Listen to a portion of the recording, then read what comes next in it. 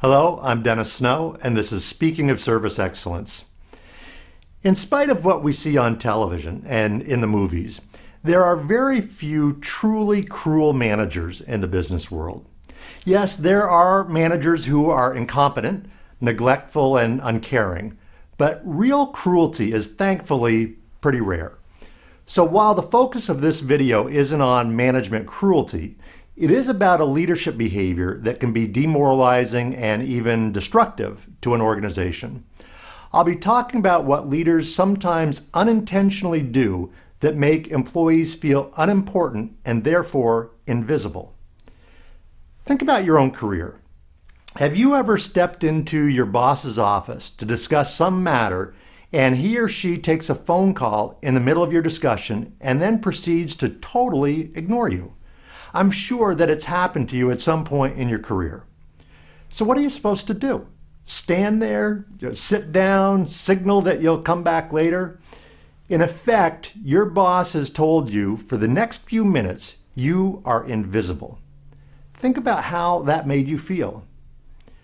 How many times have you seen managers, either alone or in packs, pass by employees with absolutely no acknowledgement? Now keep in mind that employees are quietly looking for some signal of recognition, and receiving none, they feel invisible. Or you've been called to the boss's office and he doesn't look up until finishing the document that he's reading. It's like you don't exist. We've all had it happen to us, and if we're honest, we've done it to others.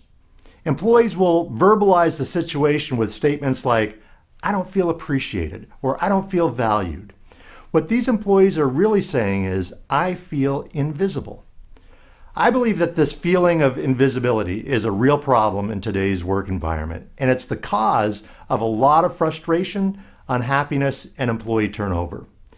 People want to feel recognized. People want to feel important and needed. Psychologists have told us for years that feeling needed and worthy of recognition is one of the most basic of human needs. It's hard for employees to perform at their best when they feel unimportant. I remember once watching a manager holding an important yet friendly conversation on a cell phone. The manager walked into a subordinate's cubicle and proceeded to rifle through some files that were on the desk, obviously looking for something related to the call. At no time did the manager even make eye contact with the employee sitting in the cubicle, even though the employee stared at the manager the entire time. Everything about the manager's behavior communicated, this cubicle is empty. But it wasn't. I believe most of us don't purposely treat people as invisible. It's an error of omission. We get wrapped up in what we're doing or where we're going, and we ignore everything around us. We put our heads down, hit the accelerator, and everything and everyone around us disappears. But we don't disappear. Our employees see us, and they know that we don't see them.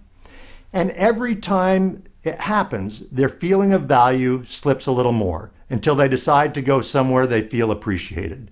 Now, they'll say they're leaving for a new opportunity.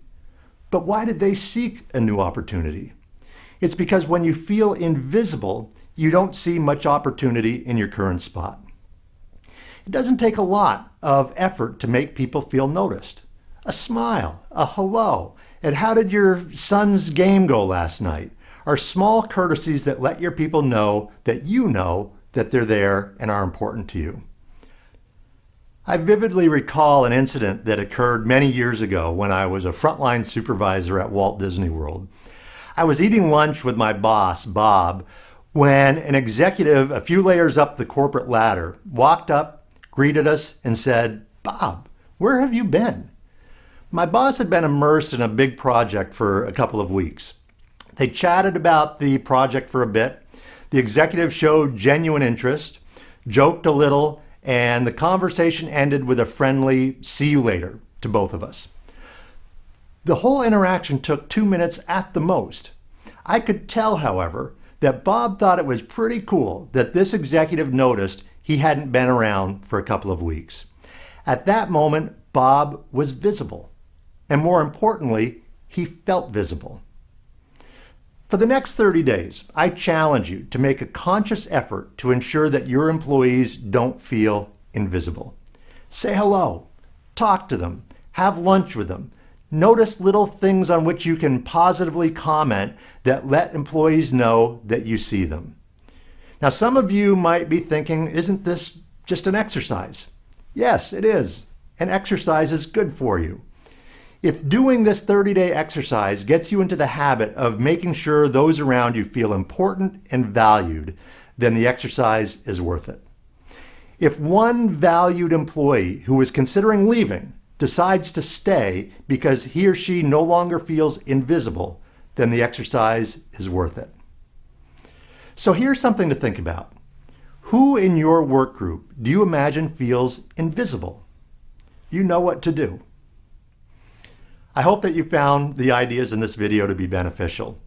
If you'd like information about how Snow & Associates can assist your organization, or if you'd simply like access to additional customer service resources, please visit our website, www.snowassociates.com. Thanks so much for watching.